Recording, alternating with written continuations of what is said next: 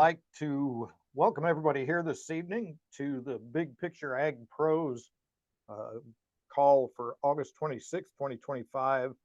We're getting toward harvest with everything and kind of wanted to talk, every year I try to ask everybody, what are three things that you learned this past season that you're either going to try to understand better or implement into your farm? Because I think it's always important to be learning and moving forward and trying to assess what things have been happening on our farms. So that's really the focus of tonight's call. But before we jump into that, we're going to talk about, well, as part of it, obviously, we're going to talk about how to optimize your learning for this season, so that when I ask you this question this winter, what three things have you learned, you're going to have a better answer for, and not just for me, but for yourself. Well, let's kind of start out just briefly. What's happening in your area? Anybody that wants to share just a little bit, what's your crop progress? What's your moisture situation? Are you seeing, what have you got going on for disease pressure or insects, as Ryan's talked about? And how close are you to harvest? So Yeah, well, I can start, I guess, if yeah, nobody go else ahead and wants share. to. I Go ahead. kind of shared a little bit. I mean, yeah, we've had, I guess, timely rains to keep things kind of alive. Just here in town, maybe within 5 miles, it's considerable difference. There's a lot of corn that is just burned up, and probably for the last 2-3 weeks. Um, like I said, I don't think I've gotten much more rain than I have with those guys, but I do believe um, the dryland corn is still ears up, green. I mean, it's firing on the bottom, of course, but gonna have some good yields. Um, and so you look at some of neighbors, and they're obviously they're not doing what I'm doing. Across the road, it seems like it's the ears aren't quite developed. They're drooping, and obviously a lot more firing than what I'm seeing from a corn standpoint. Mhm. Um, Soybeans still hanging on. I don't know how, but they are. And so again, Revitan and Carbos, everything had all that. Had some when first applied fertilizer, Vidantera, um, treated. Um, Treated my own seeds with Invigorate, and saw major last year saw a significant yield increase with that. So everything got it this year. Um, so root structure to ground, water runoff to just the way the ground is. I'm seeing tremendous stride. I mean, just fantastic strides forward with that. Like I said, I'm starting to see a lot of biological. The microbes really working on my fields that I've used these products the longest. There's not a whole lot of residue there. And, I had uh, great corn yields, good irrigated corn stubble, and then no-tilled soybeans into that last year. And the soybean and that soybean stuff, soybeans, did 80 bushels. Um, that soybean stubble's gone. Put some cereal rye in, I've been doing cereal rye with the biologicals, just a rotation just to kind of keep things going. The cereal rye's gone. And the only thing that's really there is, the corn um, stocks. That's so kind of like I like what I'm seeing, Mark. So, so we can try to take some of those, the not necessarily heat, but the dryness anyways, and make those roots go deep, go wide, and you and I dug a bunch up, and so yeah, that's where we're at. Okay, good, good deal. How close would you be to harvest? What do you think? Oh, I'm guessing, well, 2 weeks probably. Okay, Yeah, okay, yeah. We I don't know. We're 30 this weekend. Just hand shucked, and okay. tested it. So so it's going to be a little bit, and depends on the weather. We're supposed to be cool, right? Yeah, well, So cooler, yeah. cooler. So yeah, yeah. So I'm thinking to try it a little, see what happens. Okay, good deal, good deal. Um, Heath, you want to share quick what's going on in your area? Well, what's going on? So Iowa in the central state, SDS has now came in. So we got SDS in quite a few fields. Hmm. Um, the rust is still here, and it all depends on the plant health. So people that sprayed, rust came back and got them anyway. Not as bad, but I would say the healthier plants, mine look okay for having rust, but I can see the other ones that didn't do anything. Yeah, they're suffering a little more, so time will tell on them. I think this is the second week without rain for this year. Hey, So finally Holy made it cow! 2 weeks without rain. What is that like?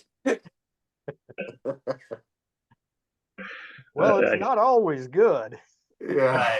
I haven't walked out. Well, I still could see water in the pond Oh, the other geez. this weekend. So in the trenches that I left with the sprayer earlier this year, there was still water in those trenches, but that'd be 6 or 8 inches down in the low spot. So Hmm. moisture hasn't been a problem and it's still wet. The only place that is dry is where the sun can get at it. If the sun can get at it and it's dried up. So the final flush water hemp is running rampant. So it started, when did it start? The third week of July. So it moved up a little bit. So there's a lot of water hemp showing its head because of all the rain. All the herbicides died probably 10 days earlier. So Sure. been How close? dealing with water hemp a little bit. What have I learned? Spray tips make a difference. So I used regular flat fan spray tips earlier this year, and I went back to my AI tips and did a lot better job Okay, spraying. So get a lot better coverage with the AIs than I do the other ones. cool. How close would you be to harvest? What are you thinking? Well, they did a near the other day, and we're at quarter milk line for corn, and we did Okay, have some beans that were planted in April. What did they say they were? 2.5 just started churning this last weekend. So 30 days, 4 weeks. okay, So about on schedule, 18 September. okay. So everything's on schedule for harvest. So unless something, well, we're supposed to get rain tonight. So, well, not much, but chance of it. So we'll see. Okay. Trent, you want to share again just briefly what's going on in your area? And Trent, so Heath is in Jamaica, near Jamaica, Iowa, so west of Des Moines. Just a little reference for everybody. Uh, Ryan is in Abilene, Kansas. And Trent, that's with us this evening, is in, uh, help me, Trent, Well, I'm Butler. West Central Missouri, so about Yeah. an hour south of Kansas City. Yeah. So, and we had plenty of rain to start, and then come August, we are way behind. It's just shut off, and they've kind of had some rain north and south of us, but we have been really dry. Beans are holding on pretty good, and the corn looks pretty good, but I think it's gonna hurt some test weight and that kind of stuff. Right. Well, what the way it finished, Okay. and we'll probably be starting. I'd say in a week. We've got a few people around that have kind of started, but they're kind of spotting in some fields. Gotcha. Silage choppers are running pretty good around, but that's the only thing that's really truly running hard. So we've got a couple neighbors planted some the very first of March, and they're kind of hopping around some corn, but not really started hard yet. But I'd say another week, Okay. and there'll be a lot more running, and we probably will be too. How is disease pressure in your area? Well, not too bad. We were kind of worried about it off the start because we'd had so much rain, but then, you know, kind of once corn started tasseling and whatnot, it quit, and there's really not been much. Okay. Okay. So Good. we've been pretty good on that, and the beans don't seem to be having too much issues either. So Okay. All right. So, Tom, I see you're on. I don't know if John's still on or not. You want to give us a quick update?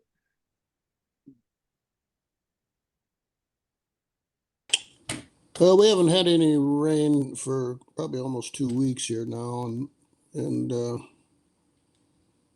I was in some corn that, we're seeing, a fair amount of rust and a little bit of tar spot that I was in today, but I think we're going to be far enough along. It's probably not going to be a big issue, I don't think. Uh-huh. Um, Okay. yeah, I would say I don't know. I would think we're going to be 4 weeks for harvest time,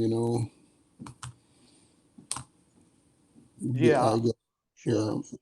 yeah. Okay. All right. And Tom and John are up in the Otobo Lakeview area of Iowa, so a little bit northwest of actually where Heath is at. So, and David, you made it on. Is that right? Yeah, I'm here. Good Can you hear deal. me? So David is, I know your address is Wellston, Oklahoma. I don't know if that's where you call your That's where I farm. live. Most of my farm ground's kind of spread out a little bit, but Yeah. yeah, it's basically central Oklahoma, Yeah. just of I-35. Okay. So give us a little update real quick. What's going on in your area? The corn crop is we're about 40% harvested. Moisture, we were super wet, kind of like that. Abnormally wet for us, about 10 inches over our average we got 39 inches from the time we planted corn to about the 10th of July. So that's somewhat above average for us.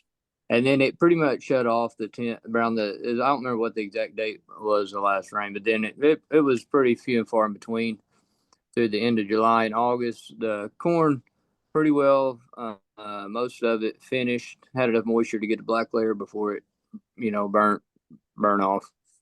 But the beans I planted some 4.8 and 4.9 single crop beans, and I got a little bit of charcoal rot in them, but not a lot of acres, but some. And other than that, they're pretty well green still from all the way, 100% green.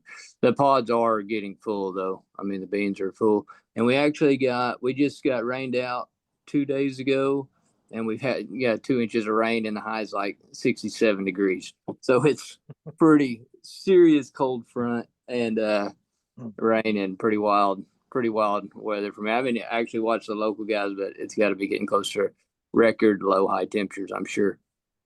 But disease pressure was pretty heavy for us. Um, Southern rust was pretty heavy this year. If you sprayed at tassel, it definitely did not make it to the end. If you sprayed at brown silk, it still didn't make it to the end. But yeah, it was higher than normal. We kept our humidity also, even though when we got dry, we had enough water standing around, and that we kept our humidity pretty much all season. So our disease pressure was a little higher than normal. Okay. I would say in the rust situation for sure, in the corn. So I know last spring, David, you were sharing with me pictures and stories of flooding with heavy rain, areas of your field that, well, entire fields that were underwater for pretty extended times, and some low areas that drowned out. But a few days ago, you shared a little with me, kind of some of the yield things you've been seeing, and even some variability. You mind sharing just a little bit, kind of what that's looking like for you? No, I don't mind at all. I mean, we have a lot of zeros in the field, a lot of Johnson grass and pigweeds, and no corn, and the drowned out. That it looks like we got grass waterways, but they've never seen them before, never been in the field before. And then I went through a pretty good spot where the yield monitor was hanging out between 350 and I think it got up to 439 for 1/8 of a mile or so. Probably not quite 8. That's probably exaggeration. It's probably 1/16 of a mile. Yeah. It was I don't know, probably 45 seconds at 3 mile an hour, however far that is. No, it's definitely some of the highest with the above average rainfall where we have good drainage. My yield map fits to a T my CEC map. I was looking at it. Pretty much everything under 28 CEC is really pretty good. It's about somewhere in that 25 to 30 range. Everything over that is struggled, and everything below that, it looks really good. The corn that's in that 16 to 18 CC range is really it's the best corn we've seen. Okay. A lot of harvestable second years this year. We plant thin down here anyways, but that was kind of cool to see. Did some counts, and I've seen as high as 75% harvestable ears. So, and harvestable second ears. Nice. So, that probably is a contributing factor to some of those numbers you saw on the yield monitor, I would bet. Yeah, for sure. For sure. At those 10 populations, we always try to set second years, but normally we run out of steam, to fill them. So this year we actually had a unusually cool pollination temperatures as well. Cool for us. And we still didn't get into the 60s or anything at night, but we were cool for us. We got into low 70s. Gotcha. I can understand and relate to that. So very good. Well, cool. So I really appreciated David jumping on the call tonight and sharing with me some of what he's been seeing there, because to be honest, guys, I think many of us are going to have some experiences similar to that this year. As I've been around the country, there are places where the ears look phenomenal. Several places I've been, it seems like the ear length and kernel counts for some guys might be better than they've ever seen. Still waiting to see where that kernel weight lands and how that relates a little bit. But I think there's also going to be some struggling, challenging areas in the field. So, harvest will be here soon. And many of you have heard me talk about the story that's in your ears, how the 2 weeks before you go to the field with the combine can tell you how your crop handled this year. There's a ton of information standing out there in your fields. And I hope you don't skip this opportunity to learn how weather or applications you made affected your crop. And while it does take a little bit of time to do some of these kinds of things, I think there's some valuable information that can come out of it. So these are a couple plants from a field that I was in recently. When you look at that, what's the difference in those plants? A lot of bushels. A lot of bushels. But is there anything different between the left plant or the right plant, or what's different about them?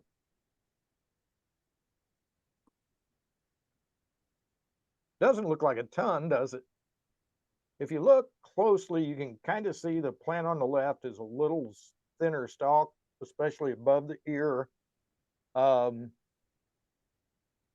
Ironically, these particular plants, this was a first day plant. The left plant was a third day plant. And that's the difference. Yeah. So these are the kinds of things that, to me, these are the difference makers. This is the difference between the really high yields that we all want and sometimes the yields that we end up with. And the late season ear assessment that I do, that, to me, that's a key. And it can tell us a ton of information. I know several of you guys have had experience with that, being in the field with me and looking at some of those things. What are some of the things from you guys that might have done this with me before? What are some things that this has brought to light for you?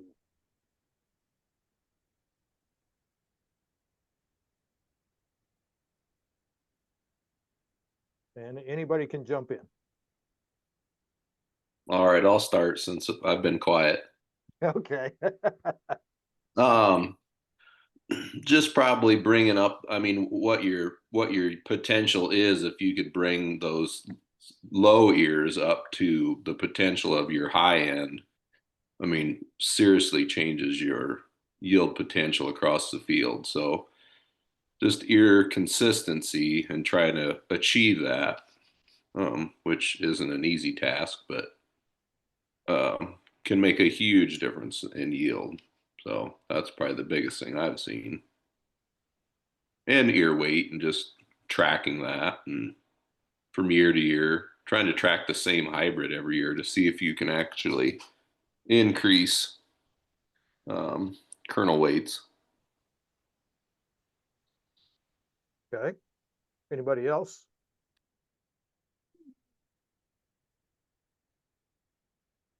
When I've looked at it, it makes me think of, I mean, obviously planter performance, but a lot of times it goes back for me to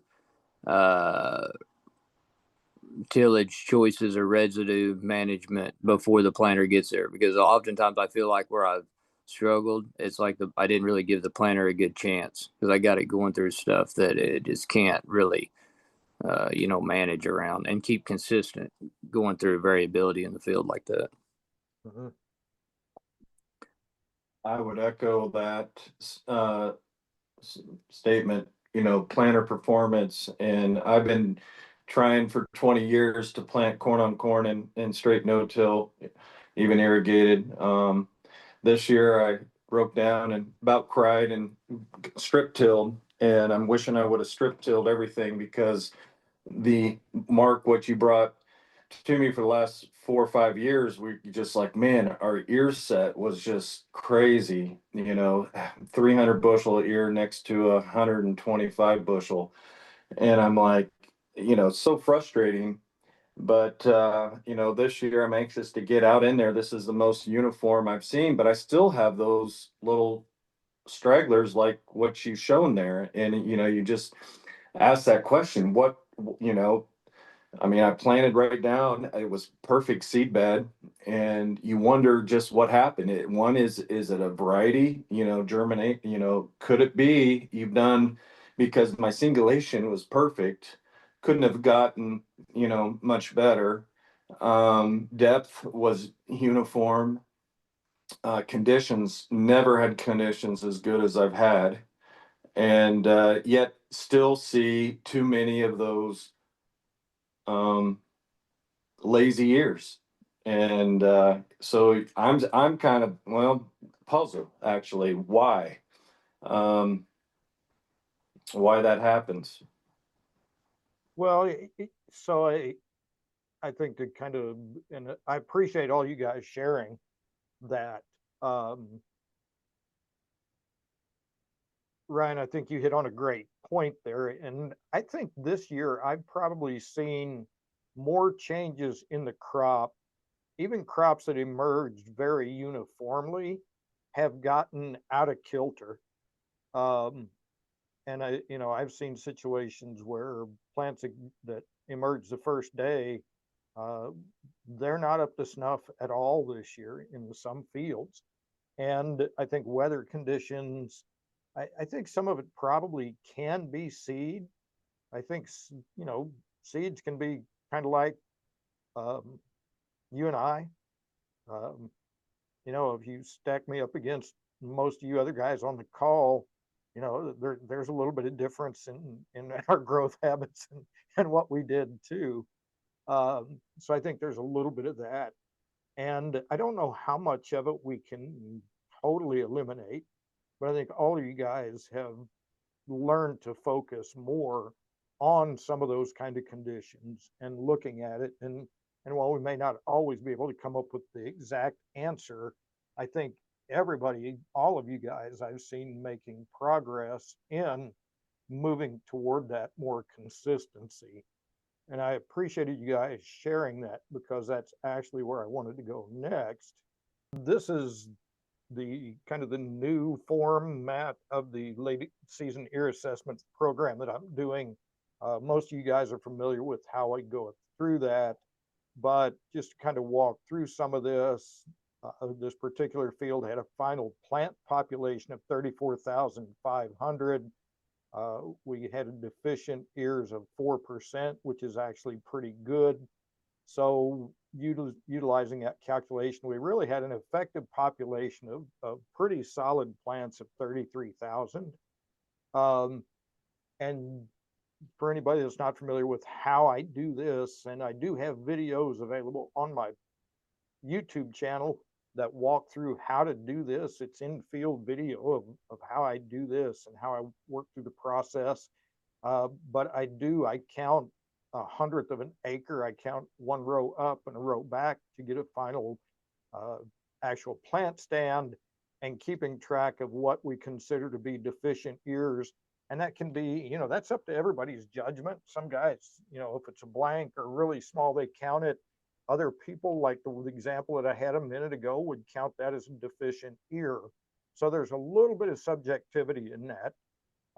But then, so we get that information because, and I'll show you here in a minute why that's hugely important.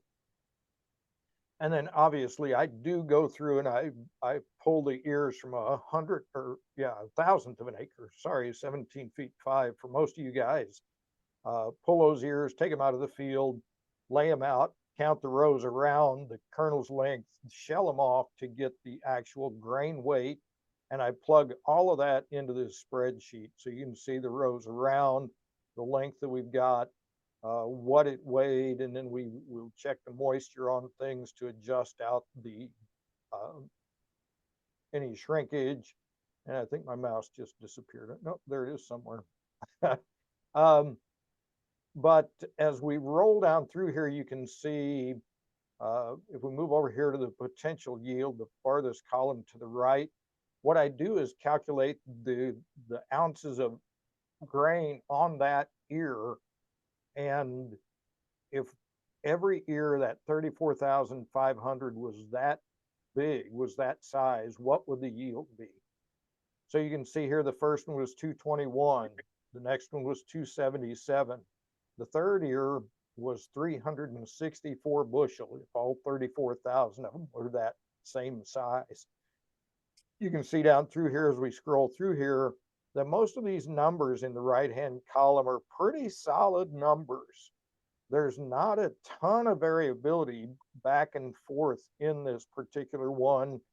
I think there's the very last one here you see, 64 ounces. I'm not sure what that nubbin was, obviously, but you know, it's one of those that shows up. But when we calculated this out, that comes up to about a 272 bushel yield. So that's, you know, that's pretty good yield. And looking across at the bottom of this chart, and this is the big key for me, is what other information we can get from this. But looking across the bottom, you can see that the average on this field was 15 3/4 rows around, 31 kernels of length. So there's 495 kernels on each ear. Kind of the center column, I wish my mouse would continue showing up, but it's not right now on the spreadsheet. But the 7.37 kind of in the middle at the bottom, that represents how many ounces of grain there was on that ear. You know, Philip has talked forever, let's try to get to an 8 ounce to a half pound ear, 8 ounces. This one's pretty close. You know, what can they get to? Guys, I've seen 11 and 12 ounce ears. I mean, they can get huge. But again, at a population of 34.5, you know, we may not expect to see quite that size. But the kernel weight here at 60,701 kernels to make a bushel, that's a pretty solid number. You know, there's a lot of people in the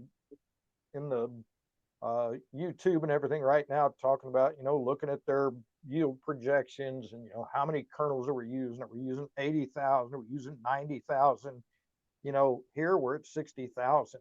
That's good heavy corn. That will work. So there's some great information in these sheets. Now I want to jump over and bring up another one to show you. And on this one, you can see that, again, he had a population of 34,000, but we found 8.2% deficient ears in this field. So we had effective ears of only 31,000 good plants out here in this field that, you know, that we didn't count as totally deficient. And that's still not bad.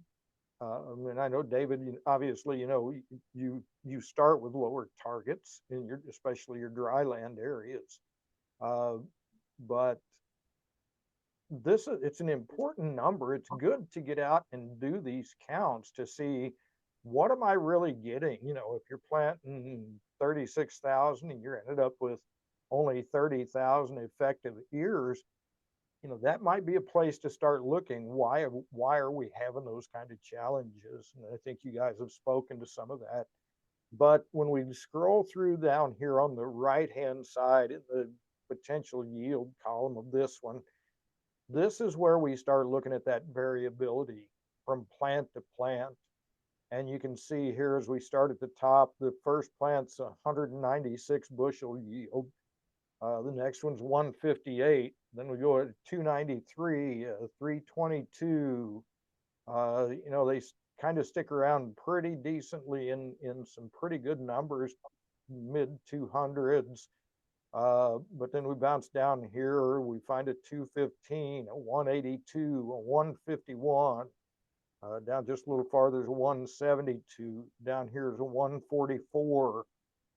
Guys, that's that plant to plant variability that just kills us.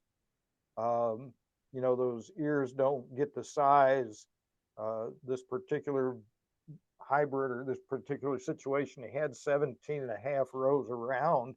So he had good numbers of rows, but at 29.4 on length, they were not real great. And then when you look at that ounces of ear per ounces of grain per ear in the center at 5.84, that could use a little bit of work. And you know, a lot of times we see when you've got lower kernel counts, you would kind of expect to see the kernel weights go up. But in this case, where we're needing 82,000 kernels to make a bushel, quite a contrast between this example and the previous one.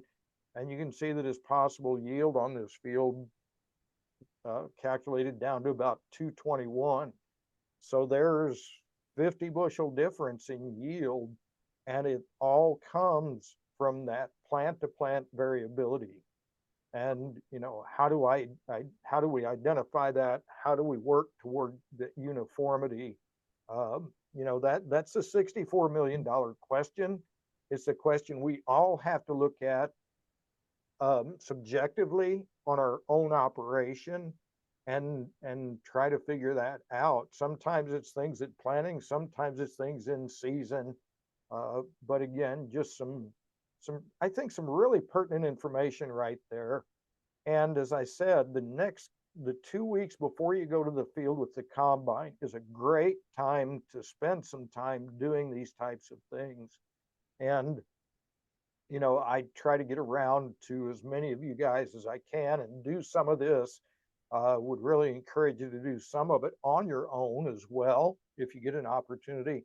You know, and if you want some help, if you'd like to, you know, I have some guys that kind of do the ear counts and some of that on their own, and then maybe they save the ears, or they may even send them to me and I can process them here at home. But this type of information can give us some really good insights into where we can look to improve our situation. What do we look for in soybeans? Because we can do this same kind of a thing. I will tell you, it's not near as, it seems more tedious than it is in corn.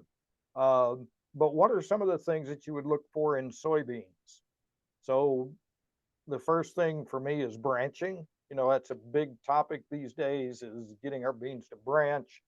How many total fruiting nodes do you have on the plant? That can be an indicator of what's happening. You can look at the number of pods on each node and assess those. You can look at the number of beans in each pod. Are they 2 bean, 3 bean, 4 bean pods? And then the next thing is, are there lost beans in those pods? Is it a 3 bean that only developed 2? And different climate conditions can cause a lot of those things to happen. So for me, soybeans are a little harder, and I think that's what makes soybeans a little bit more of a challenge for a lot of us, is trying to comprehend, when we look at that plant, what conditions really affected it, because it's blooming and setting pods, you know, up and down a significant part of the plant. It's not like an ear of corn where we can look and say, this is where this happened in the plant.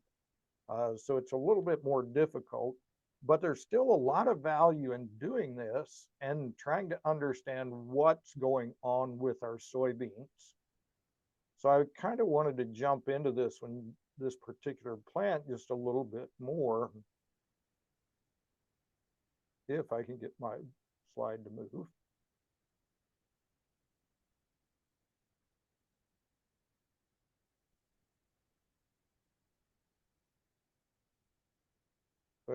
So on this one, we're going to talk a little bit about branching, because everybody's talked about branching, and what you're seeing here in the picture on this slide is actually the first branch from the bottom of that plant that I just had there. So that plant, it's actually this branch right down here, and that's it.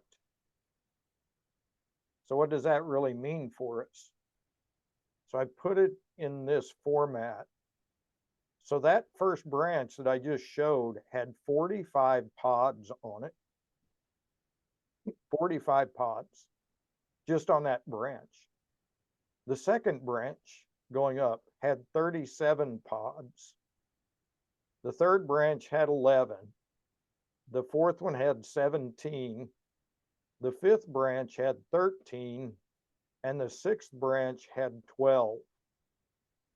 So there were 135 pods on the branches on that particular plant.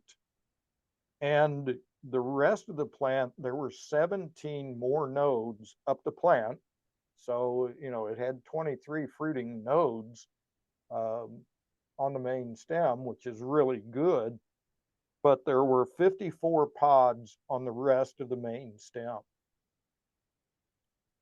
So out of a total of 189 pods on that plant, 135 of them came from the branching effect of that plant. That's why everybody's so excited about branching in our soybeans. And I wanted to step back real quick. One of the other things I really like about the branching effect is I pulled these leaves off of the plant that I left laying here on the picture. And notice how long they've grown and how long the stems are. But the cool thing about branching to me is it allows those leaves to get up into the sunlight to the top of the canopy. A lot of times if these lower nodes don't branch, you've probably seen it. You go into the field this time of the year and the ground can be totally littered with leaves that it's lost off of the bottom of the plant. And a lot of times that branching allows those branches and leaves to get to the top, to the canopy, and actually maintain themselves and continue to feed that plant. So to me, that's another aspect of branching that's hugely important. Any thoughts or questions on soybeans?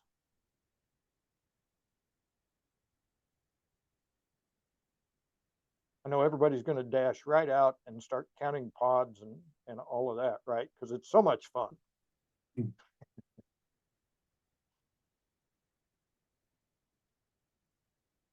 Okay, so now we're going to step into the next little phase. And again, I hope that you'll spend some time getting into some of your fields, looking at some things, making that assessment. But I came up with this concept well, it's been a couple years ago, actually. But once harvest begins, I coined the phrase, the 5 most valuable minutes spent. And it's because in those situations like David had there, where you're seeing really great yields, or it may be a situation where maybe yields aren't as good as you'd like. Obviously, if the corn drowned out, pretty obviously, you know, why the yield monitor fell off. But if it's just, you know, more conventional dips in yields, understanding why we have the highs and the lows on the yield monitor and in the field, how do we assess that? And so the first thing you need to do is stop. And I understand that's hard to do. You want to get, you know, harvest done. But if you take a shortened version of the late season ear assessment, I'm going to walk through real quick how you can spend 5 minutes and get a great understanding of why you're seeing those really good numbers or why other areas may not be as good. So when you get into those spots, or even, you know, I encourage you, if you've got a little downtime waiting on the truck to get back, or you're waiting on the grain cart to get full or whatever, if you've got 5 minutes, time or two a day, just jump out of the combine. So, and let me see if I can move this a little bit so that we can see that better. But guys, just walk along the edge of that row. When you pick down through the field, it's a great place. It's so much easier to see the plants out there and what's going on with them. but walk along the edge of the row, count 100 plants, and keep track of how many deficient or blank ears you've got. Step in a couple rows and count right back down another 100, and just keep track of, I mean, whatever number you end up with on each one, that's your percentage of how many deficient ears you've got. Make a note in that, make a note about that in your notebook, and then find a place and just check back 20 or 30 ears. Just leave them on the stalk, that's fine, but shuck them back and look at them. How consistent are they for ear set? How high, you know, what's the height set? How consistent is that? What are you seeing for deficient ears there, or other issues that may show up? And then I would encourage you to grab 6 to 12 ears in a row and just quickly count what you've got for kernel numbers on rows around and length, and write them down. You know, how do these numbers correlate with others that you've seen? And understand different hybrids, and so a lot of times different companies have different perspectives. A lot of times you'll see certain companies, they may not get as much length to the ears, but a lot of times the trade-off is the kernel weight is good. Other ones, you know, they're going to have really long ears, but maybe your kernel weight won't be quite as high. They're all going to kind of land in there for your total yield wherever you land, but just keeping track of that, and make notes on any observations that you made on plant health or other issues. You know, is there still green in the top of the plants where the yield is really high? I'm going to say 90% of the time you're going to see that. Are there diseased ears? What challenges are there? What percentage of those kind of problems do you have? Making notes of this so that when you go into the house this winter and you pull up those yield maps and you say, wow, look at what that spot in that field did. David, I guess I would ask you if you could replicate even the 350 number across the whole field, would you be pretty happy about that? Yeah, that'd be great. That'd be excellent. That'd be excellent. And we all, I mean, I think all of us, when we see that number, would want to, you know, that's our objective. I mean, to get a 300 bushel field average, you got to see a lot of that 350 number.